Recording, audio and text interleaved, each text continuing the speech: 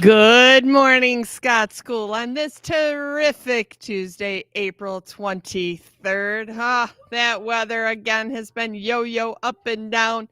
It is supposed to be in about the low 60s today, so still a little bit chilly. It's really nice to see a lot of you wearing layers to school so you can take off those jackets if it does warm up.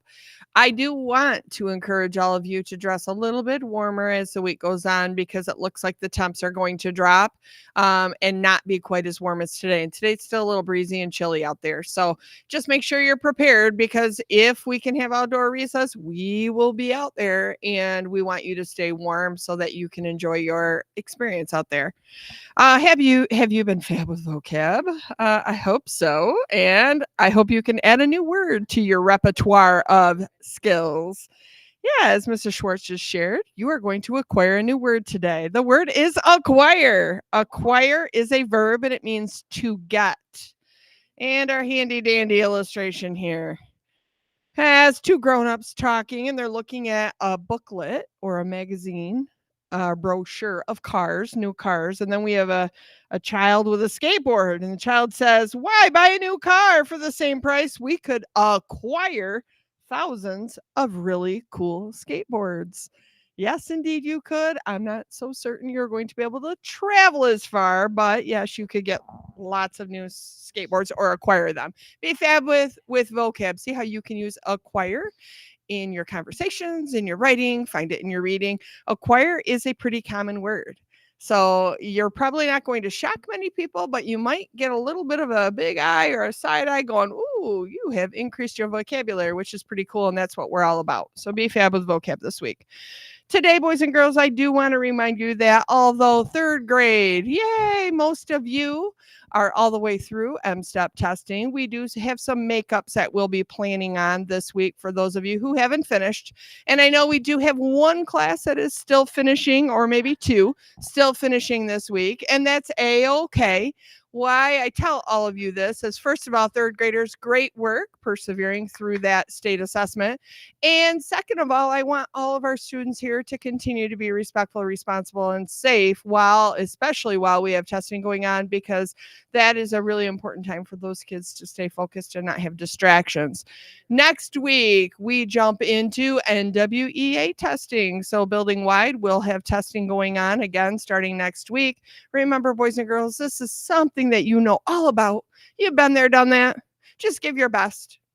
Give it your all. Do what you can, and then we move on. Second graders next week, you will need headphones or earbuds. If you don't have any here and you'd like your own pair, I strongly encourage you to bring in a pair to keep here throughout testing. And then, or about headphones, we do have a few extras here.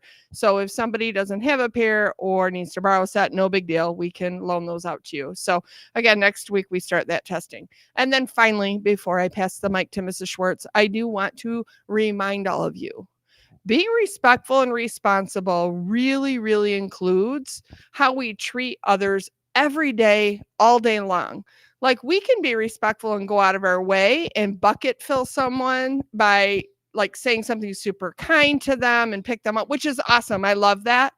But everyday etiquette or everyday conversation or the way we treat others is really a true representation of that. You don't necessarily have to give someone a compliment, but just by being kind and friendly. And even if you're not super good friends with someone, you can always be friendly or just don't say anything at all, because when we dip buckets, it really hurts our soul, our feelings, all the things about how we feel about ourselves and others, and it creates conflict.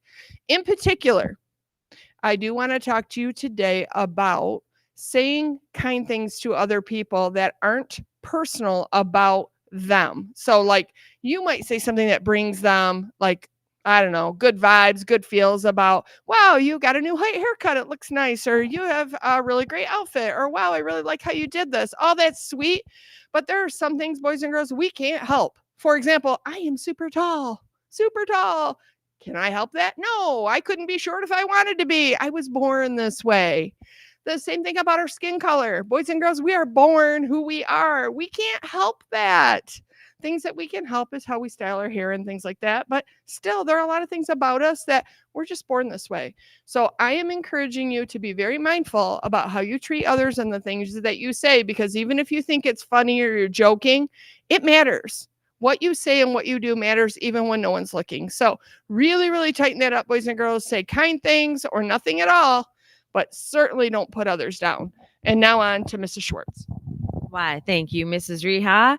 Our Panther Pride winners for this week, and a little reminder, we do have our Panther Pride recess this week on Thursday in the afternoon.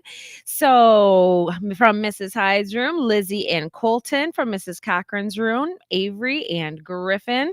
From Mrs. Denning's room, we've got Cam and Sean. From Miss Sovie's room, Derek and Aria. From Mrs. Poosfarouche's room, Sloan and Lily and Bentley and Lena and Leah and what have we got here? We've got a J. We've got Jay. Yeah. Yeah. Good work. And from Mrs. Carr's room, we've got Brady and Cassie and Landon. And from Mrs. Toth's room, we have Justice. So, friends, we are so very proud of you for all of your hard work. Now let's stand for the pledge. I pledge allegiance to the flag of the United States of America and to the republic for which it stands, one nation, under God, indivisible, with liberty and justice for all. Have a truly terrific Tuesday, Scott School.